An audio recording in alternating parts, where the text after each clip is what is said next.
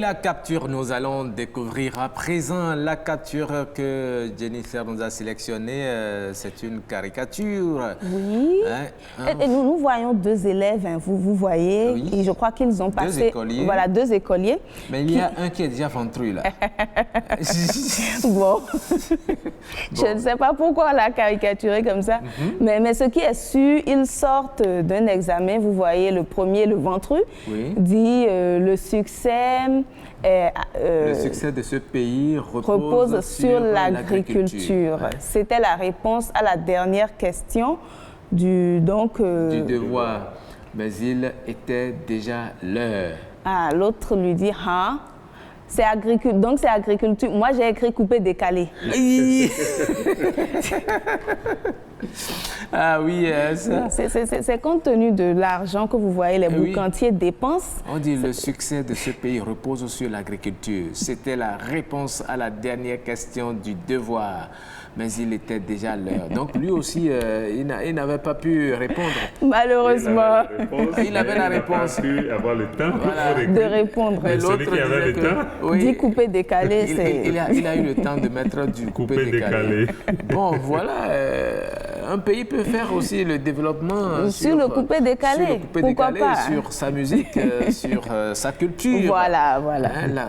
L'agriculture, autant que la culture, contribue au développement. Tout à fait. Donc, en classe, je ne pense pas qu'il faut enseigner ça. Sur le coupé décalé. Certainement pas. Le problème est là. C'est sûr que c'est peut-être un cours sur la géographie ou sur quelque chose comme ça, SVT ou quelque chose comme ça. Donc le coupé décalé n'avait rien. C'est tout sauf ça. C'est sûr que l'autre est un absentéiste. Il passe son temps à danser du coupé décalé. Et puis voilà. Bon, voilà. Et quand il a vu la question, lui, il est content. Il sait que, bon, voilà, on parle de quelque chose qui le concerne. Peut-être que c'est lui qui fera... Et chacun répond selon sa référence. En tout cas, merci beaucoup. Merci. Merci, Benoît. Benoît, demain, vous serez avec Alain Sotoumé et Heureuse Danodé. Avec plaisir. Nous allons retrouver les téléspectateurs dans une semaine, mais ce n'est pas encore fini, parce que nous allons recevoir dans quelques petites minutes une danseuse professionnelle. Quand je dis professionnelle, c'est professionnel. C'est vraiment professionnel. Elle fait de la danse son métier. Mais est-ce que ça lui permet de survivre, de subvenir à ses besoins? On va parler un peu de tout ça. Oui. On aura le temps d'avoir les questions, les réponses plutôt à nos questions avec elle tout à l'heure. Nous allons l'accueillir avec un petit extrait déjà. D'accord. Un petit extrait où elle esquisse. On va voir si nous aussi on peut faire ça. Allez. Moi, je ne suis déjà pas sûre, mais peut-être vous. C'est bon.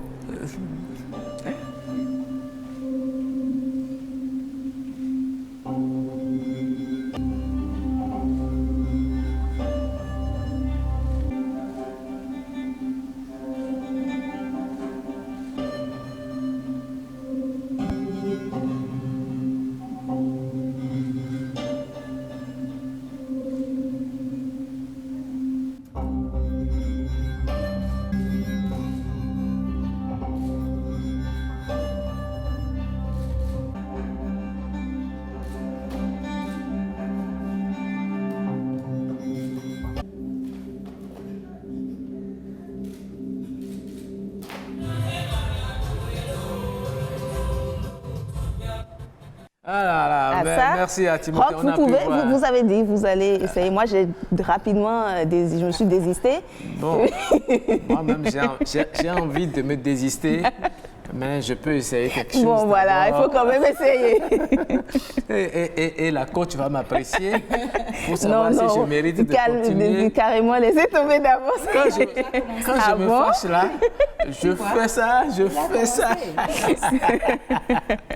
Alors, Rachel. Voilà, Rachel Agbossou. Oui, moi j'aime bien l'appeler voilà. Rachel Agbossou, vous êtes danseuse professionnelle. Tout le plaisir est pour nous de vous avoir au plateau. Combien d'années de métier déjà?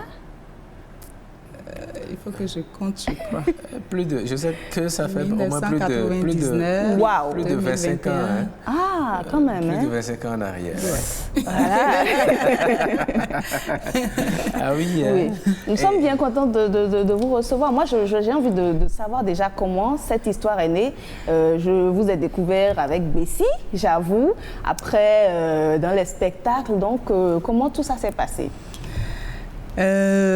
Bon, l'aventure professionnelle, je vais dire, a commencé à l'UACE, à l'ensemble artistique et culturel des étudiants sur le campus d'Abomey-Calavi. Ouais.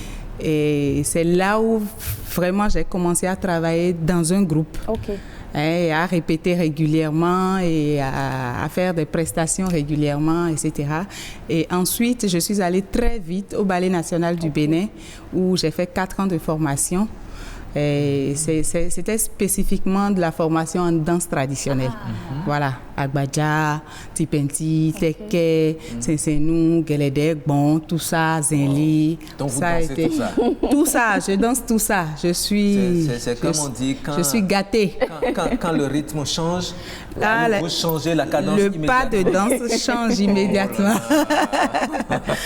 Oui, et entre-temps, j'ai découvert la danse contemporaine avec certains amis qui étaient au Ballet national aussi, Aoula Taloupine, Médard Soussou, Clément Kakpo, Solange Adeye, Sophie Abello. Et même Olga Kokode Nounayo. Olga Kokode, c'était déjà au campus. En fait, Olga Kokode et Carole Lokosu m'ont poussé à la danse. Ce sont elles qui ont dit, bon, on a besoin d'une fille à l'UACE pour une prestation. Est-ce que ça t'intéresse? J'ai dit non, franchement, ça ne m'intéresse pas, mais elles m'ont obligée.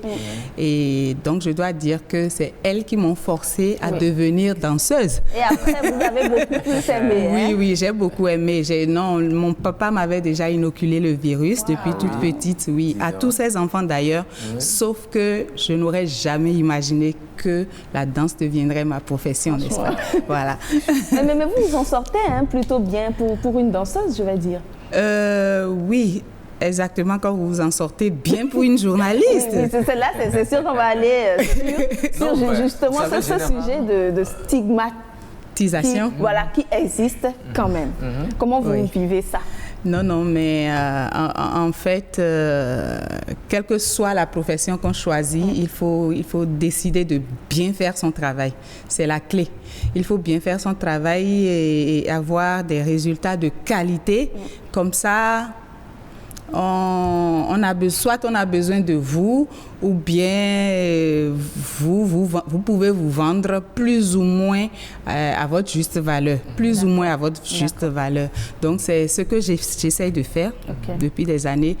Je ne vais pas dire que je suis à mon aise totale, parce qu'on est quand même dans un pays où notre secteur n'est pas encore suffisamment structuré pour que nous autres artistes, nous puissions nous sentir à l'aise et que nous jouissions correctement de notre art, de notre métier. Donc, mais je ne me plains pas trop, je me plains quand même. Vous ne vous plaignez pas trop? Je ne me plains pas trop. Vous avez un revenu mensuel de combien à peu près? Je n'ai pas de revenu mensuel. Je suis un particulier, donc... et puis, c'est la danse.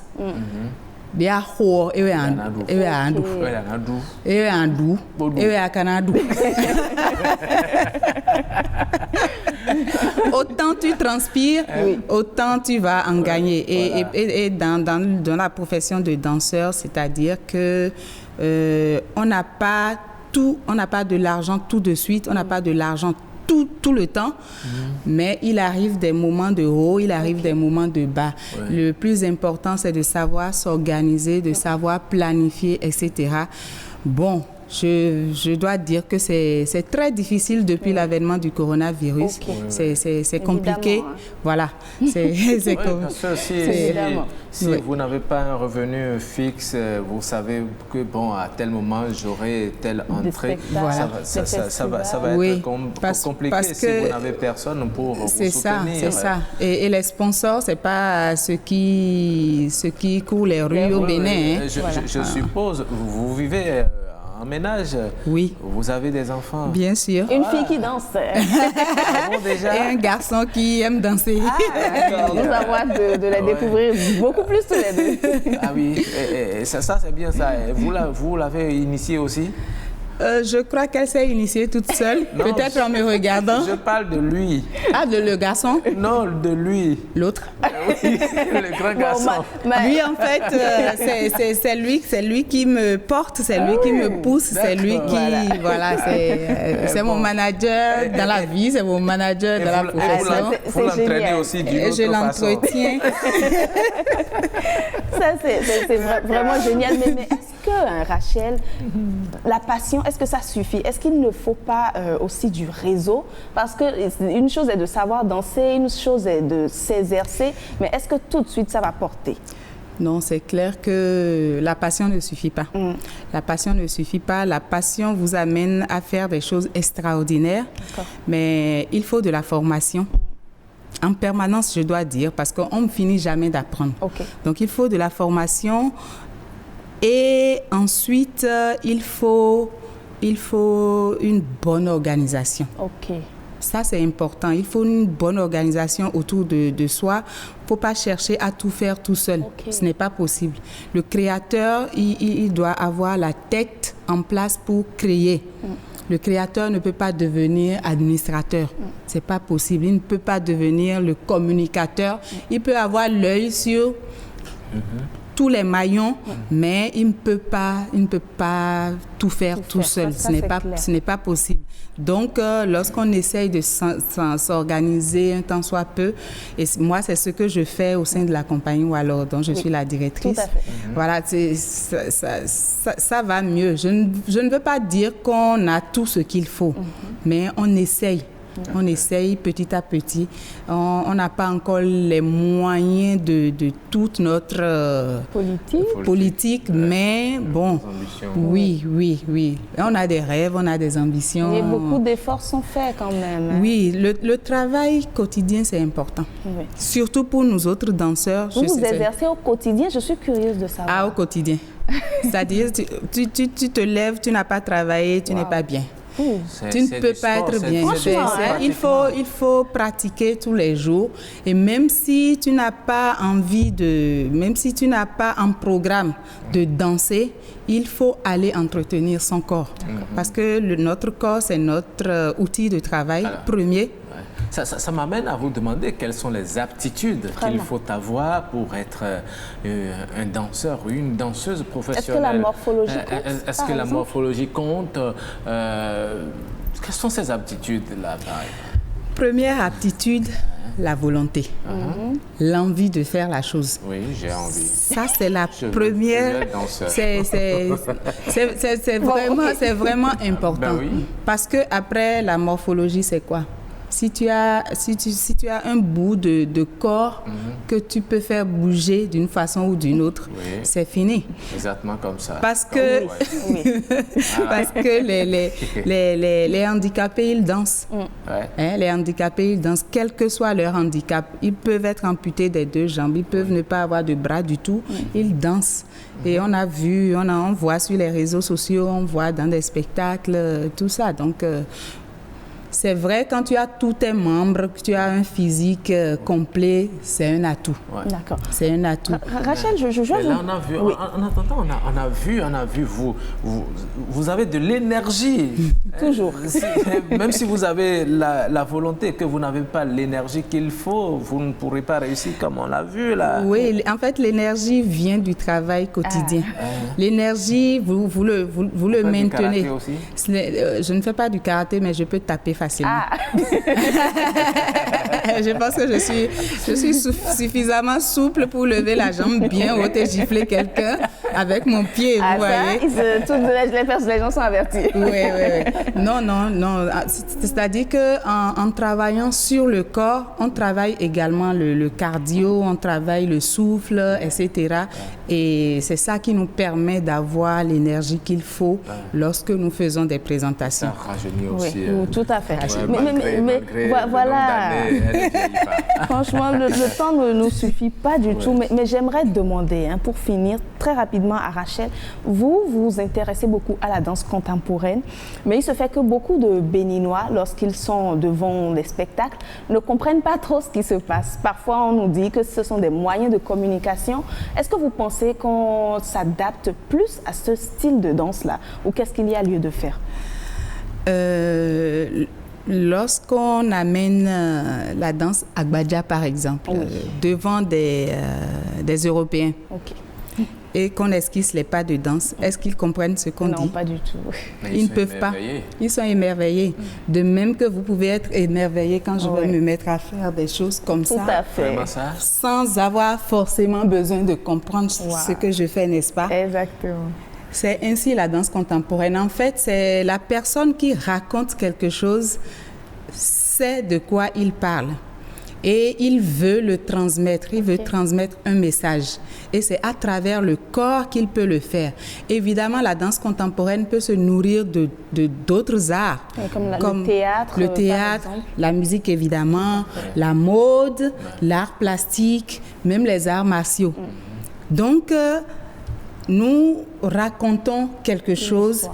Et soit c'est juste tacite, c'est juste avec le corps, ou bien on ajoute du texte, on ajoute des paroles de chansons qui permettent de mieux faire passer le message, de mieux faire comprendre ce que nous voulons dire.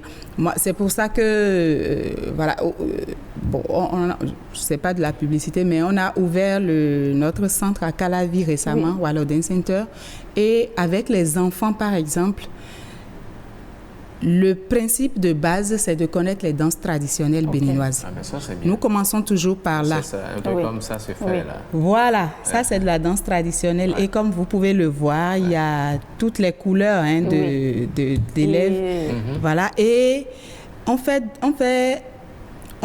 les bases de la danse classique aussi, parce que ça permet...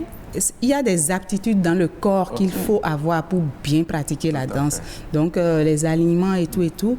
Et après, lorsque nous commençons à faire de la danse contemporaine, c'est vraiment un vocabulaire complètement différent. Parce qu'au Bénin, nous avons toute cette richesse culturelle en matière de chorégraphie, en matière de danse, que nous pouvons utiliser pour sublimer les autres qui nous ont apporté les principes de la danse contemporaine. Voilà. Magnifique. Nous n'avons pas envie de vous laisser, mais le temps nous fait défaut. En tout cas, beaucoup de courage. J'avais pensé qu'elle allait faire une démonstration. Mais qui a été fait? Voilà, vous voyez, avec les bras étirés derrière, là. Bon, moi-même, je me tire. Vous êtes sûr que ça... qu'on danse un peu ensemble? Il y a Corona, donc on ne doit pas se toucher, mais de loin... Allez, vas-y, Roch. Allez-y. Je ne peux pas faire ça. Dis donc. Merci, Rach. Merci beaucoup. C'est formidable, fantastique. Merci.